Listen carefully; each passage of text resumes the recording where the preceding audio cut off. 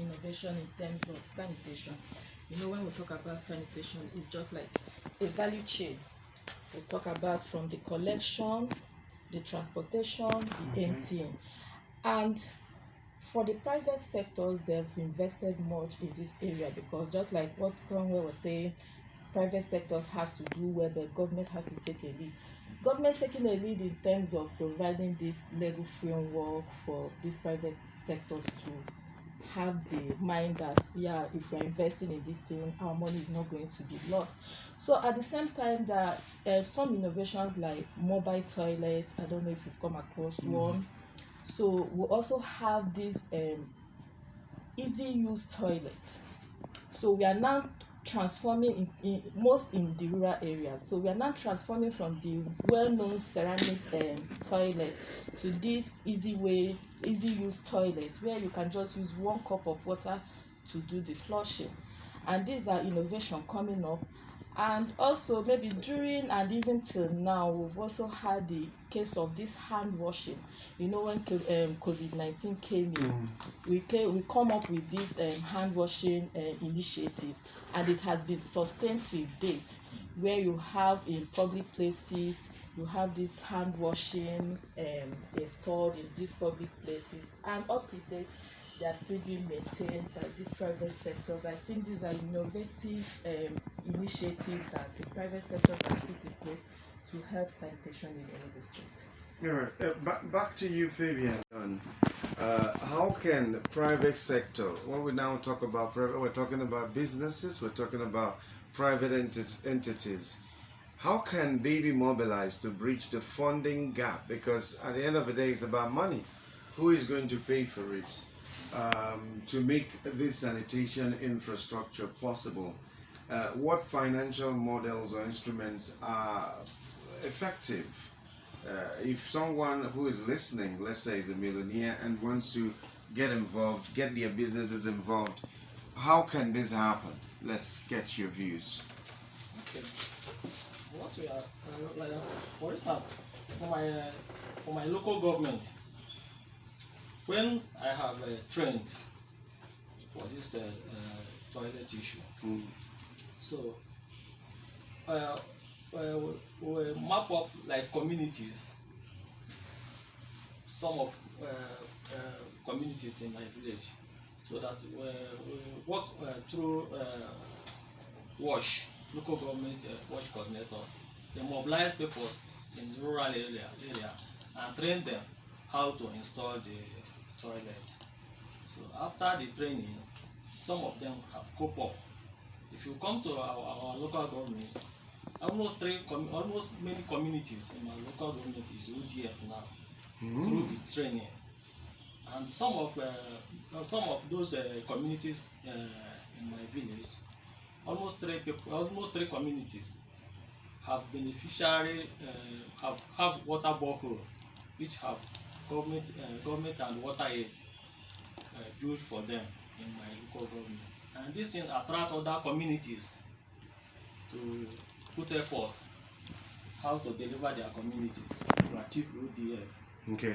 So what I'm saying is that government will help and support to have more training in other communities in Enugu State. Okay, more trainings. More training. How can private sector get involved? Private sector means businesses. If a business wants to get involved, how will they do that? How we do it is just if you come to any local government, we mobilize people Okay. In one place and train them. Train them. Train them. Okay. We want to come in place to encourage this private sector investment in sanitation, because sometimes it's not easy for those in the private sector to jump in. Everything rises and falls on government. They may not do all the funding, but there must be some frameworks in place that makes it more attractive to the private sector. Well, the one that I'm aware of is the fact that Enugu State had made a declaration that for ODF, yes, open defecation free, as a state, it's been certified. So with that again, and it has also been launched across all the 17 local government, and it has also formed part of the sustainable development goals. And if you also look at the budget of the state in terms of the issues involved, you see that government carefully responded to those issues and also increased their budget. With respect to regulation, to that extent, of course, the regulation, but you also need a further either MOU or a legislation to be able to protect. But for me, an MOU can do, only government can say, if you're able to get a site in a community, will support you with certification in that area, whatever you want to build, will give you approval, building approval. Then a period of time you're going to build, maybe after 10 years you can manage it free, but for the first 10 years your government will share 50-50 with you. From the 20th year up, it is your own. And if there are facilities that you need that government is installing in the community where you have made a choice, government is going to support you with some of those things and encouragement. Once such incentives begin to come, in fact, people will now be on a long queue trying to get license to go to communities to build work facilities. I think they are doing that. They are rolling out that. I'm particularly interested in what happens in the urban area. If you live here right now and you're walking, you probably will have to walk a long distance before you. In fact, I don't know of any public toilet facilities. So you see people who walk into maybe the mall. They didn't come to buy anything. They just came to eat themselves. Our guest the other time talked about having to go into the bank. Yeah. Okay, you get pressed and you have to look for the nearest bank. Okay, so is there any plan, Henrietta? Are there plans for these toilet facilities even in the urban areas of Enugu? Yeah. Plans for toilet facilities? Yes. All right, the focus is more on the rural communities, because I think the belief is just because we are all coming from our different households and we have our toilets there, maybe going to your office, we should also have a toilet facility. But just like what you just pointed out, the thing begin to ring a bell into my head, like you can walk a long distance, you can't find one or two public toilets to ease yourself. And even while we are now diverting our attention to the rural area, while the urban, we are even having much of the urban open defecation in the urban area, more above the rural area. So I think we should also look into having some of these toilet facilities in strategic areas, so that even when you go out to sit out in the evening, you just maybe you're oppressed, you find it difficult to find a place to ease yourself. So I think there is a need for us to look into that direction of having more toilet facilities in the urban area. And I think the private sectors can even do more in this aspect, because one of the challenges for private sectors moving in the rural area is just the demand. But for the urban areas, the demand is already there. So I don't think anybody investing in this toilet facility, I mean the public toilet facility in the urban area, will say, oh, I'm thinking of, can I have return to my investment? So the return on investment is just there in terms of the urban area, because the demand is high. Yeah.